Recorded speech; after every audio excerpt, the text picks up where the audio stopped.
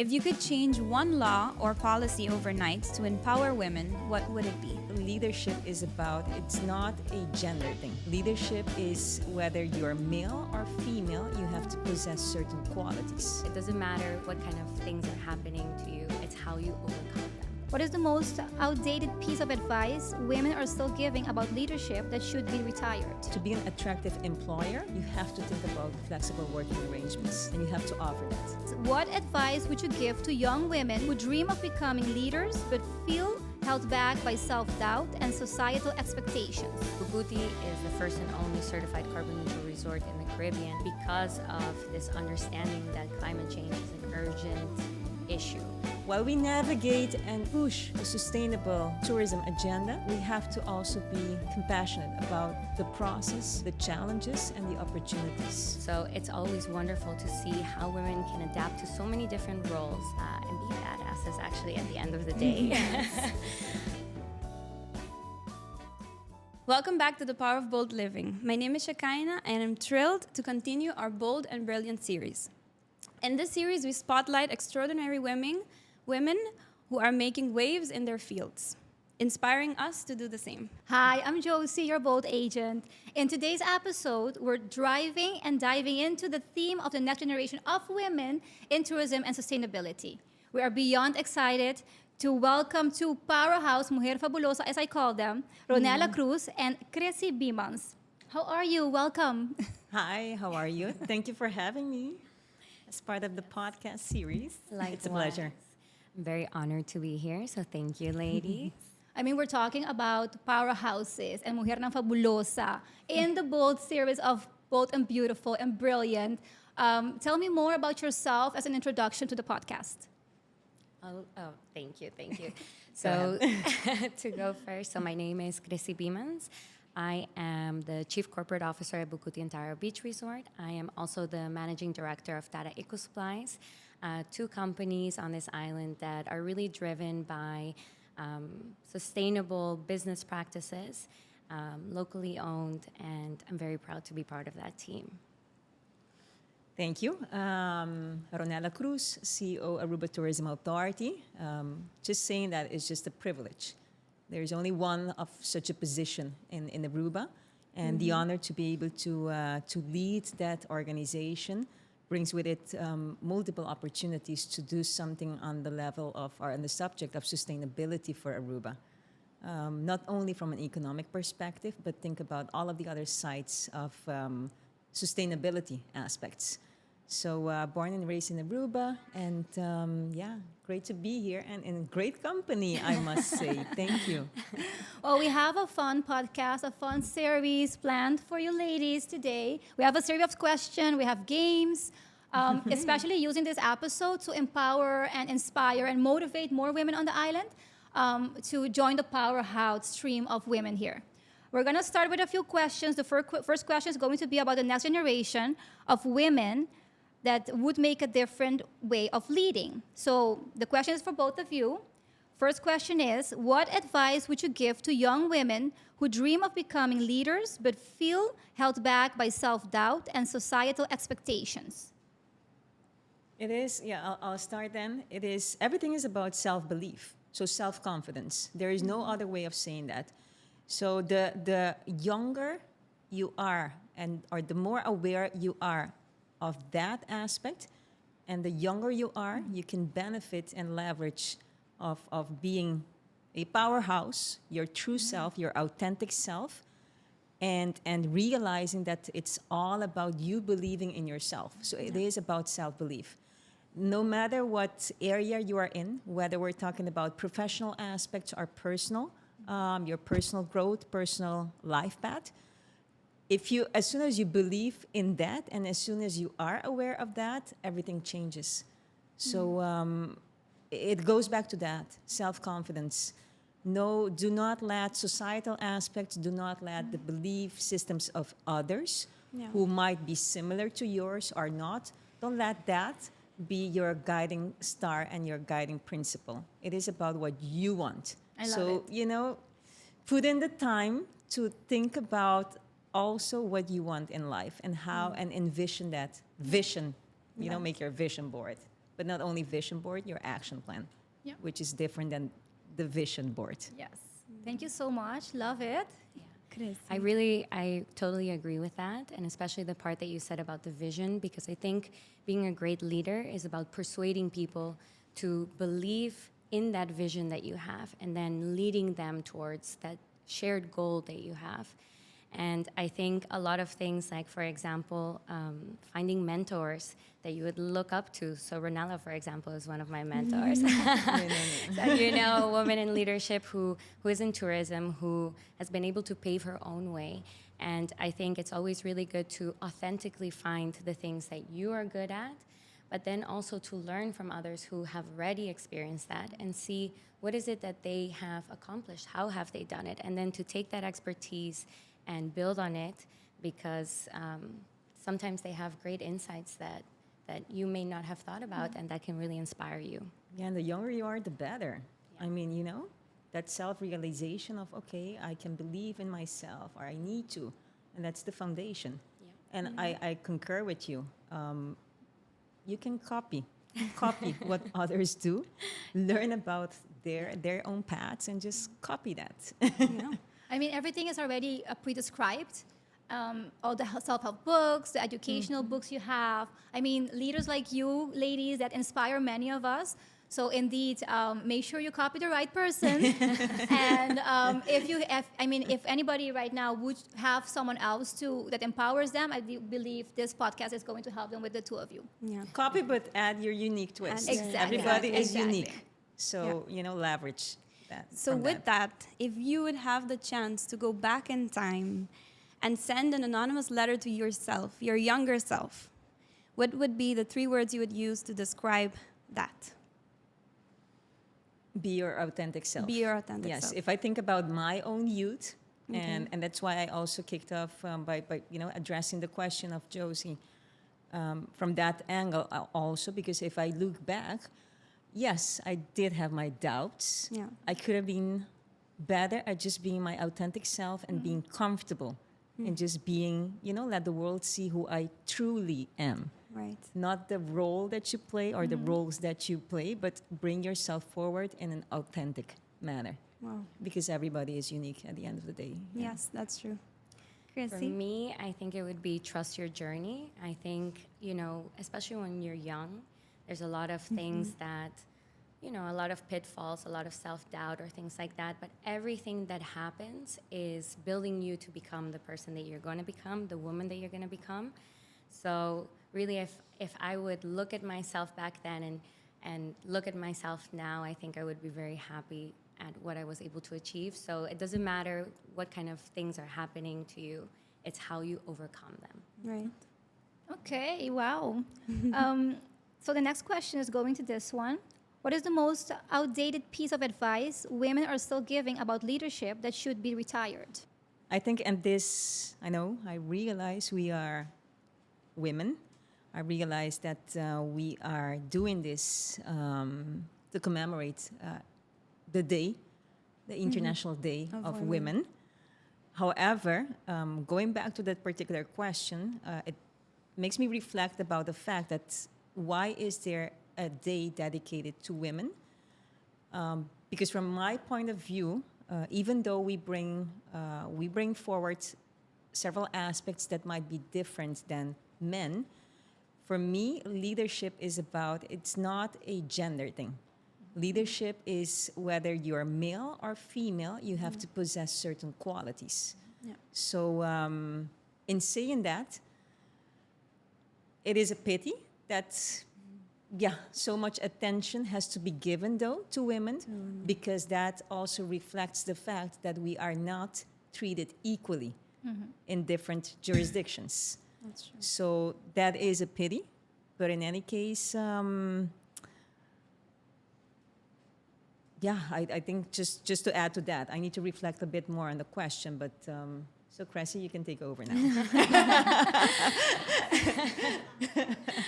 Well, yeah, I think, I think a lot of, sometimes for women, we think that in order to be powerful, we have to emulate some of the qualities that men may have. Yeah. But sometimes, And again, like building on what you said, persuasion is about how do I persuade people to believe in my vision in the best way possible. So that is unique to every person. I will never be able to persuade someone the exact same way that you do or Ronella does or anybody else. So really, you need to build on your own skills, and that applies equally to men as to women. But I do think that in some cases, sometimes they say, you need to be powerful in a certain sense where you take nothing, etc. But with femininity, you're also very capable of persuading and leading and, managing boardrooms without any problem. So build on those aspects as well. Yes. Yeah, so we go back to the gender thing, Yeah. I think, when reflecting on this question. It is not about male or female. You can command a room, but then making use of your Personal, special skills, special traits that you have as women as well. But it's at the end of the day, it's about the human being that you are and what you represent.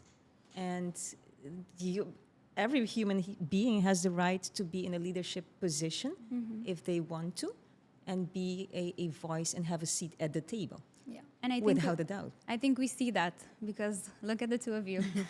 Look at the four of us. It evolved in time, right? Because we should be very proud and happy that we can celebrate a Women's Day. We should celebrate women's every day, by the way. But indeed, there's a special day that we don't need to be acknowledged by wearing a pantsuit to be in a boardroom, but that we can be ourselves, like you mentioned before, and dress fabulously as women embracing our femininity. So I think we went a long way. I still believe we do have to be celebrated every day, ladies. But indeed, if we're going to talk about retired advices of women, it would be that we should not be ourselves and be in pantsuits. That would be one for me. Yeah, it goes back, be yourself. Yeah. And be proud of that. Yeah. I mean, I've been through the process of my own development. I've been at those stages where I remember clearly, I have a tattoo at my ankle. And, being aware of that and trying to hide it, actually. Oh. And at a certain point, I'm like, what am I doing? No, Yeah. that's just me, my authentic self. So, you gain the confidence that the more you develop and the more conscious you are and the more your self-belief, And you grow. strengthens you. Yes. Because you can do it, so your self-doubts become less. The stronger you become and the more confident you are, and just indeed, like, the tattoo is me. Yeah. So ask me about it if you want to. It's a part of you. It's a It's a part of of the me. decisions you've made in Yes. your life and your journey through your life. But I right? can relate to what Josie said, because it's just be yourself. Yes. Be comfortable in your own skin. Very, very important. So with that, if you could change one law or policy overnight to empower women, what would it be? Well, this is a difficult one because I have to say I'm very proud and happy to live in Aruba, in a place where gender disparity is not so extreme as in other places of the world. In fact, we have a very good, equal workforce, very little pay gap. There are certain areas where we can improve, one of them being on reproductive rights. So in my personal opinion, I would be in favor of having abortion rights for women on our island, simply for the reason that I believe reproductive rights are human rights. And I think that's one aspect where I believe that the island can move forward, so that we can also progress into modern times to ensure that every woman on this island has the access to the healthcare that they need. For me, it is, unfortunately, indeed, there is a reason why women are celebrated extra in the month of March, and why the United Nations actually mandated for it to be such a day. And that is because there is inequality. So if you think about policies, and unfortunately policies that you could implement or amend, then unfortunately in certain situations, perhaps we need to think about mandating for the construction of particular boards, or even think about government. Unfortunately, sometimes you have to then end up and resort to legislative steps to mandate for the representation of women to be X% minimum of any constellation of people in leadership positions. So that would be something that, if needed, we have to think about it. But I concur that indeed we are in a great spot as Aruba.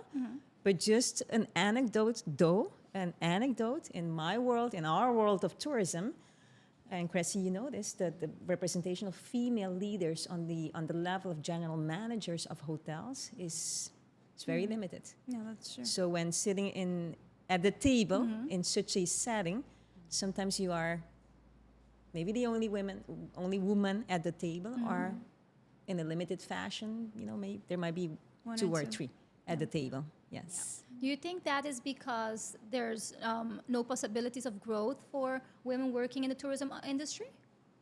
On the contrary, I believe we are. So that's one layer. However, in other positions, so on other layers of various organizations, we have a great representation of women, actually. And we also have to think about the men. They might be then the minority. So, it should be more balanced. Yeah. And how would you, in this case, motivate or inspire other women in the tourism industry or on the island?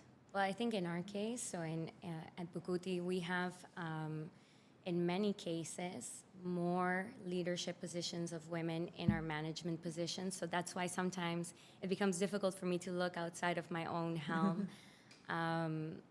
But I think if we look at it, it's about driving those opportunities and then also understanding what it is that women bring to the table that is so unique in some senses. But we just happen to have really fantastic women that have, grown the ranks, and they are in those positions completely based on merit. And I think that in other organizations, you will also be able to see that. But, sometimes merit-based is different for other people, how they perceive what is, The problem being in the tourism sector is you work on holidays, you work long hours, you work weekends, and sometimes they see women with children as a gap. So how do we create those opportunities? So one of the things that we were doing at the hotel, for example, is that we now subsidize childcare for women and men for their children under 12 in order to make it more accessible for them to be able to work on those days that perhaps they wouldn't be able to work because they have no help. So I would see other organizations maybe implementing something like that. It will make it easier for women to grow the ranks. That really makes a difference. I wish to see that across Everywhere. the industry. Yeah. Childcare is, for me, that is something that I've voiced in different settings, perhaps not publicly, but that is very important, and I see it as a way to incentivize people to enter in the industry as well. So people, male, females, but in any case, it is an important aspect, but also not only to incentivize people to join the industry of tourism, but also to take care of our social development on island. At the end of the day, unfortunately, there are many broken homes in Aruba, and we need to think about the future and the now, and that means the children who we are bringing up on the island. Yeah.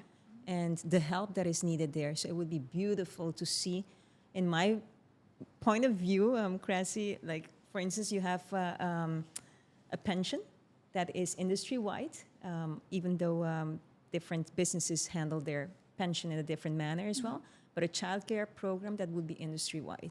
That would be amazing. Yes. That would be amazing. It would aid for sure a lot of families in this case. Yes. I mean, being able to work normal and have your child taken care of is something very important. It's just for the peace of community. mind. Exactly, And we're that's just what I was gonna say. working on a better Aruba, Yes. basically. And Yes. that is what we all want. Yeah. And to go back to your question, Josie, so to inspire others, I think what comes to mind is lead by example. So if we can all do that, that's, it goes a long way. Yes. Just simply showing what could be your life as well. Exactly. But also what it takes to get there. Exactly. It is not without sacrifices, of course. That's true. I'm still thinking about the childcare.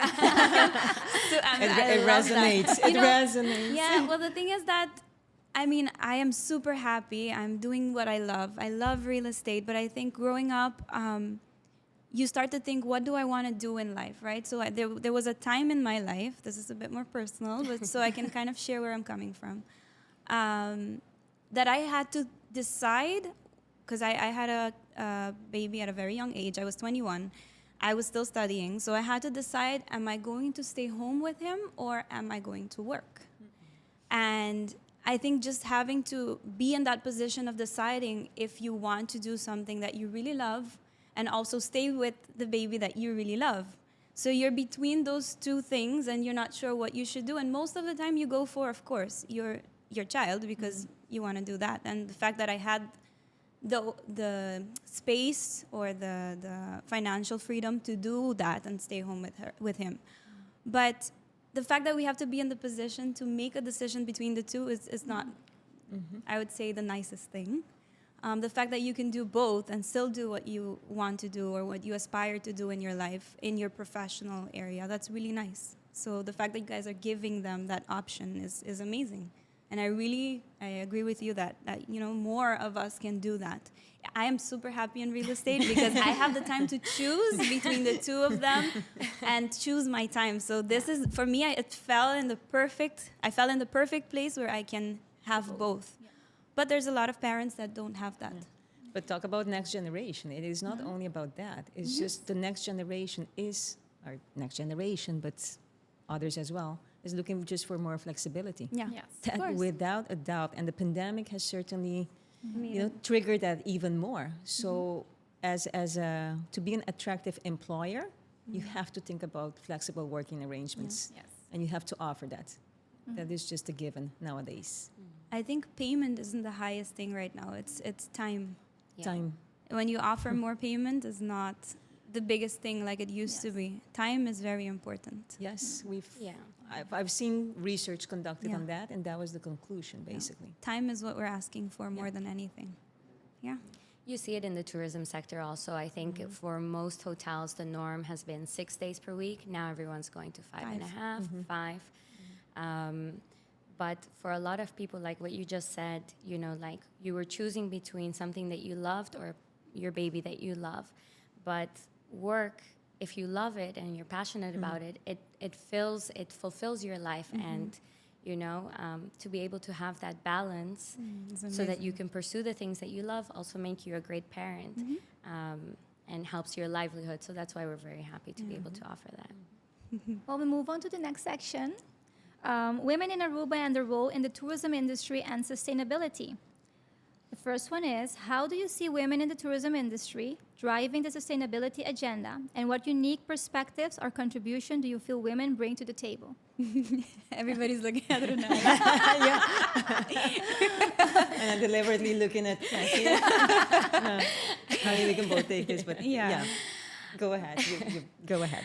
Yes, no, I see a lot of inspiring and influential women in the tourism sector, really leading a lot of different sustainability initiatives.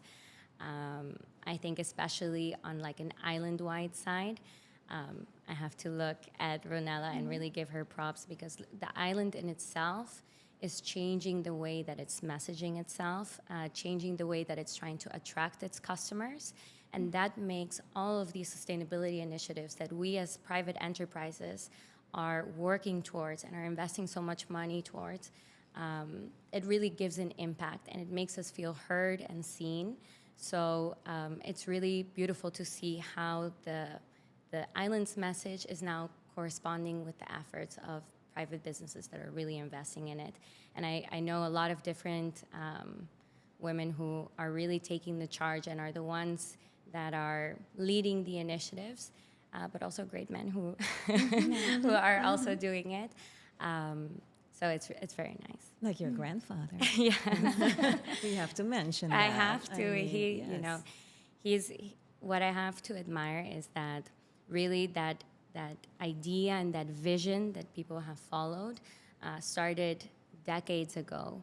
And he inspired me now to continue that. And every day he looks at me as a leader in our business, not because of my gender or anything like that, but because of the skills that I have, and really truly believes in everything that I do. So it's always beautiful to have that family support system, and then to be able to continue with a vision that everybody is so passionate about, including myself. And he's so proud of you. And I spoke to Ewald, of course, about that. And not only proud, but I think he's very, and it's not to make it sound like a joke or so, but he's very relieved as well that he has you to be able to take over a family business, basically. So I think that's amazing. And Thank you. yeah.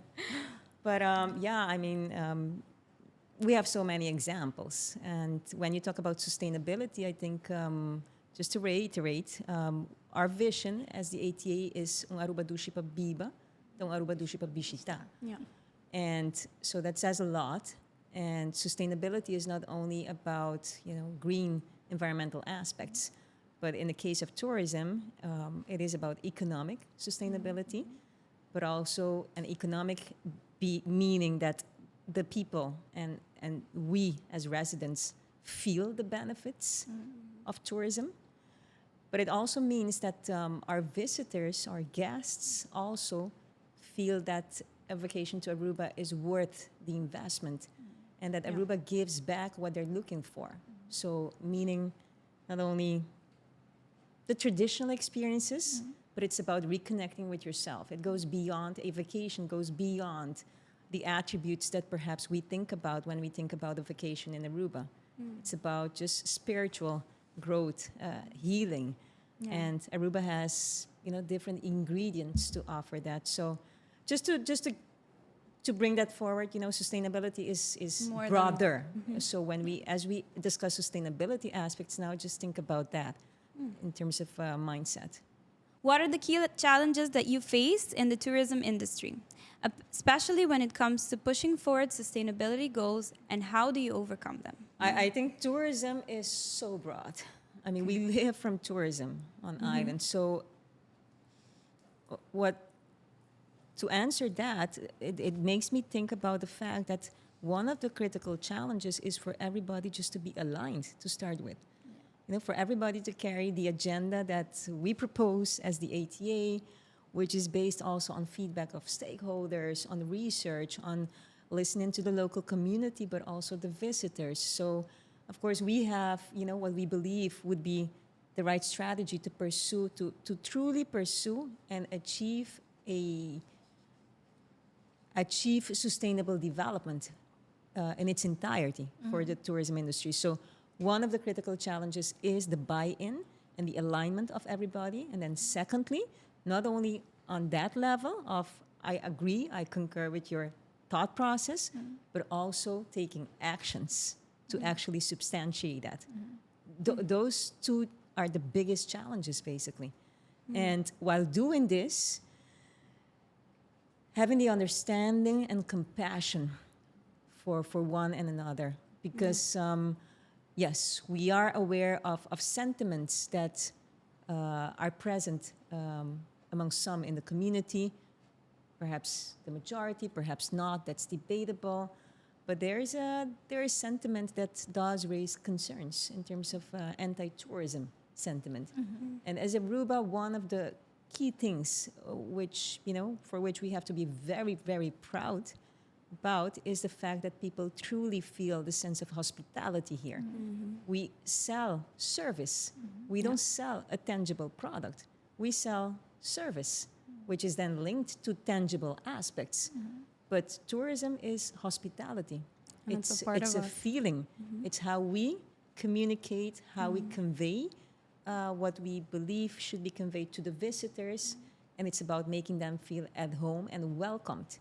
So while we navigate and push a sustainable tourism agenda, we have to also be compassionate about the process, the challenges, and the opportunities.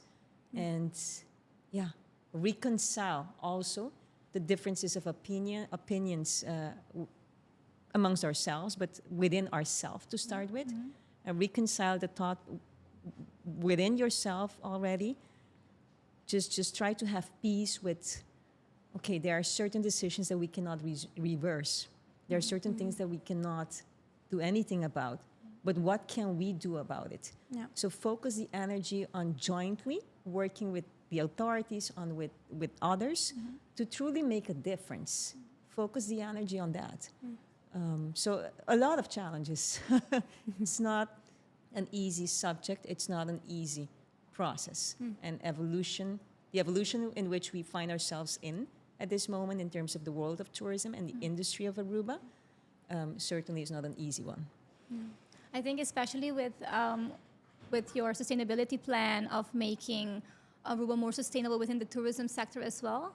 I have to applaud you because I saw your presentation, I think, twice at the Creativo convention. Yes. And I have to say, I love it. But indeed, your shoes are very tough to... It's our shoes. Because shoes, it's everybody has a role to play. So we are, the privilege is that this position gives me then the floor, the platform, to be able to convey a message that is carried by a great team of professionals at the ATA, but also by others. But then it's about the execution. Exactly. And persuasion also, of course, without a doubt, has to be part of that. So, yeah. Yeah, I think for us especially, and I again have to go back to my grandfather, he's been talking about climate change already since the 90s. And Bucuti is the first and only certified carbon neutral resort in the Caribbean because of this understanding that climate change is an urgent issue. And because of this understanding that we live off of tourism and our customers come here because of our people and because of our beautiful nature that we have. And I saw a very, a very concerning study that they're currently finalizing by the NCRC, where it shows what would happen if the sea level would rise, the flooding zones, the drought, and we would lose so much land mass, everything that we have. I think they said the only area on the island that would basically survive is Paradera. So where would we move everybody? And it's this urgency that you try to convey to people, but in many cases, they do not see the long-term effects. We really focus on short-term profits, short-term gains, and it's trying to persuade people that in order to continue to profit for many, many generations, for us to have this beautiful island that we have to do something about it now. And every business, not just in the tourism sector and any other sector, they have to change. We have to adapt. If we don't, there will be no Aruba for us to enjoy as locals, and there will be no Aruba for our visitors to enjoy. In your train of thought, how can we inspire the community more, better, also women, to be more sustainable on the island? I mean, sustainability goes a long way, like Shekainah said, like in tourism, but like you mentioned, the other companies as well. I mean, to be more sustainable with trash, to be more sustainable with plastic use. How can we inspire the community about this? Well, I think it's what Ronella said not so long ago. It's to lead by example, right? So in private business, you are able to change a lot because you are able to decide in your business, today we're going to do this, or you can create demand for certain services that perhaps don't exist. So recycling, but then also using that money in order to do community outreach programs that make a difference on the island. And then education is the most important thing. All of your actions start at home. So if you don't change your mindset, educate yourself, and hopefully in the education system in Aruba also you're able to change it, then you're not able to enact change community-wide. But it really takes a village, and it takes for you to start believing and changing your habits at home, changing them in your businesses, and then also collectively asking the governments to support you in these changes. But if we would only wait for the governments to change, then it would be very difficult to make meaningful change. Yeah, and I think it's good that there is a study in any case taking place about the risks of climate change for Aruba, but also then the recommendations that would follow such a study as well. So this is it is vital. For this study to be in place, because then the education can be more concrete. And I think how we can inspire, stimulate the community to think more about this is just by presenting then the facts. This is where we are at right now. But also what would happen if there is no change. And then also the consequences. So this research is critical because it helps with the communication strategy and education. So that is one part. The other part is also that, just again, practical things. So I think we can all do a better job at, illustrating just very simple examples of what you could do. So again, it's all part of communication and education. But there are simple things that if every inhabitant of Aruba focuses on that, then yes, we gradually then indeed change attitude, change behavior, and also do something concrete about climate change and sustainability aspects. The one thing we can do more is consume less. It's about buying mindfully. What are you throwing away? What are you buying? Why are you buying it? And then even simple resources like TikTok, I don't know, YouTube, you can figure out, okay, what are better alternatives to the things that I'm using? Or why am I drinking maybe from a plastic bottle? Maybe I could drink from a glass bottle, or I have a reusable one. All of these small changes can make a meaningful impact. And we need to help the community though, because infrastructural wise, I mean, imagine if we have a system where you can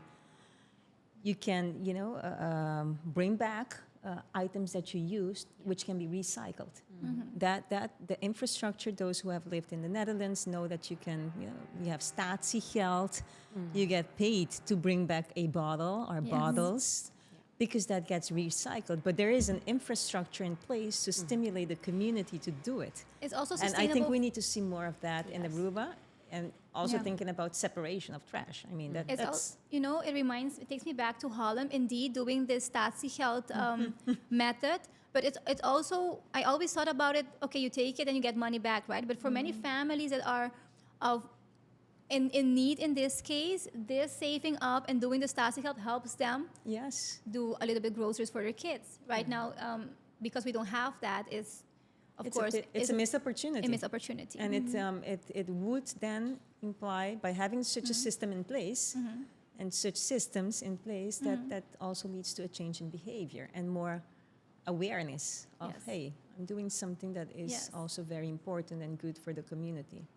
For our well-being. It takes me back. We had a workshop at Plastic Beach Party, and they were open for kids and families to come. So we went with a group, and this impacted the kids so much that the feedback from the parents were indeed that they started recycling and being more conscious and more sustainable at home. So having practices like this, and of course, example of Bukuti in this case, also inspires a lot of people to do a little bit of the small changes. Yeah. But you're totally right. When I moved to the Netherlands, like just at my university, the trash collection, we would have speakers who would come and talk about climate change. We had, I believe it was the producer of Cowspiracy, and people could not fit in the lecture hall, so people would stand outside to hear what he was saying.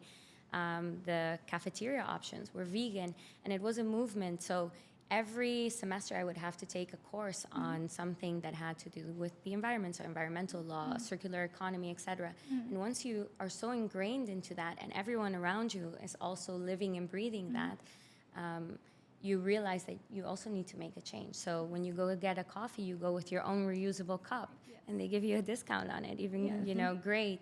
But it takes a village to do it all, and it takes education, and we need to collectively understand that we're doing this for ourselves and for each other.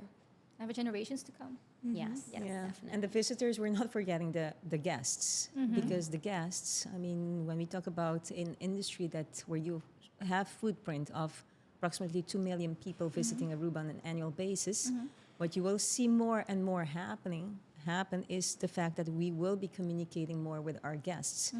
And they are also looking for ways to help, to leave Aruba better than they found it. Yes. And think about volunteerism programs, things like this. These are things that we will be activating so that the guest can also participate in the process and be part of it and just help our community as well. I think just hearing all of this, I want to start doing better, right? And I have 2 kids at home, so I'm going to see how we can start making, because I think starting in the younger generation would also make it easier for them to know what to do as they grow, right? So if we do that with the kids, it would be great. I think just between us and Bold, we have a good amount of kids we can start with. So I'm sure we can make a difference just by that. Let's go over to the game. I think this is going to be fun. So if you can give a shout out to an inspiring woman in your life, whether it's a teacher, a mom, your boss, or a friend. I think in this case, you 2 are the bosses. So my inspiration, actually, you know, when they told me we're going to do a podcast and Ronella and Creci are going to be here, I was like, wow. I mean, I know Creci close, like friend, we have a friendship. But when I see her on Instagram on the videos, or when she pops up on 24 Hora, or, you know, I run and I share it, because, you know, it's inspiring to see that people so close to us can be so inspiring to so many. I feel the same about you. So I don't know you as close, but I see your things too, and it really inspires me. Just like she says that you inspire her, it's the same thing. So for me, I would say inspiring women would be the 2 of you. Josie, Mujer Fabulosa, Abotambe. Well, It's quite a trajectory. Yes. Because very, very diverse person, I would say. And I've seen you in different capacities. Yes. And Thank you. Well, Nice. I always admired Ronella since we worked very closely, because I used to work with the minister.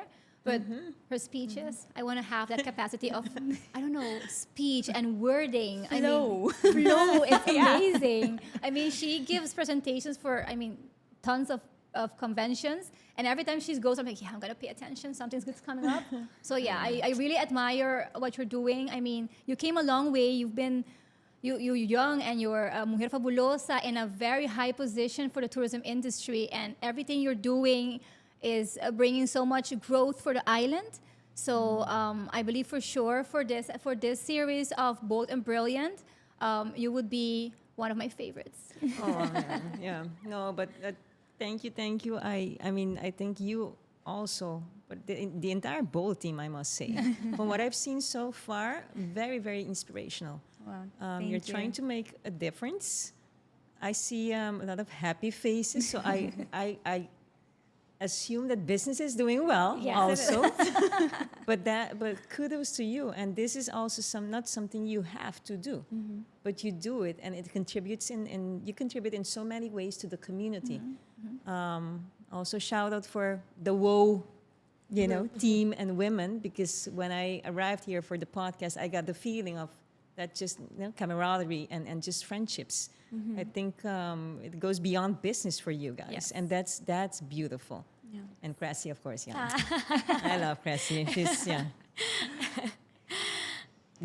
nice to see women just shine like that. Yes. And I've seen you in your international wise as well. So in your capacity of representing Aruba, not only the property, but Aruba, we all do that internationally. And it's nice to see Aruba being represented by women like you, because it says a lot about the nation and nation building and your background. So we're there, first and foremost, for Aruba. And I think, it inspires me a lot and makes me very proud to see, strong women out there doing a lot of good things, great things for Aruba. So, yes. So I think we all chose each other. No, I really have Nothing to. happens, everything happens for a reason. Exactly. No, I really have to echo all of these beautiful words and sentiments, and really, I'm super honored to be here. And I think I also have to give a shout out, and I think you guys will be able to resonate with it, but to my mom, just because when you're growing up, the way that your parents speak to you is the way that you speak to yourself. And to have somebody that's so unequivocally, like really truly believed in me and no matter anything that I did, and to see someone who works so hard, I watched my mom grow and work every day, and that inspired me. And your children watch you guys go to work every day, and and do all of the wonderful things that you do. So it's always wonderful to see how women can adapt to so many different roles. And be badasses, actually, at the end of the day. And yeah, I loved this podcast, and I'm really happy to have been here. Thank Yeah, you. this podcast I dedicated to my mom, without a doubt. Without Yeah. a doubt. That's not only because of everything she's done for us. She was a teacher, a school teacher for 35 years.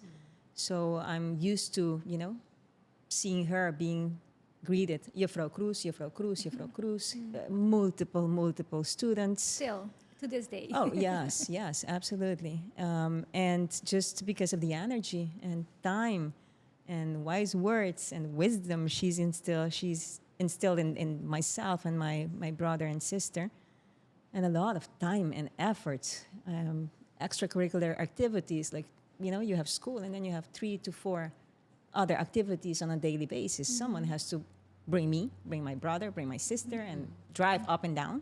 I'm sure that sounds familiar, maybe. Oh my God, yes. That's a challenge. That is time invested. But The new Uber. also, I dedicated to my mom because she's been hospitalized since end of October. And I see also the fighting spirit coming forward again. And that makes me very proud and very happy. And since having to deal with her illness issues, every time I ask her, are you in pain? No. So for some reason, she's able to perhaps still, again, you see a brave woman come forward and dealing with her own issues and trying to make sure that the family is okay as well. Yeah. Moms That's are just- amazing. Yes. No doubt. Yes. I mean, I'm just joking. No, Yeah. moms are Yeah. amazing. Yeah. I would say the same thing about mine. I wouldn't be here if it wasn't for her. And you are the person you become because of your parents. And that love and caring and nurturing that we get from our parents, our mom in this case, it's It's what we give back to our kids exactly. as well. Yeah, Yeah. it is. Yeah. It is. Well, ladies, I would like to thank you. I'm very grateful. We're very grateful and honored to have had you on The Power of Bold Living, a special series for Women's Day, celebrating all the beautiful women on the island and inspiring women through the podcast. Sheikha, super thank you for join. But indeed, thank you so much, Ronella and Creci, for being here with us. Yes. Thank you for the honor. Yes, thank you. The honor and the very nice time. Yes, it is. Time well spent.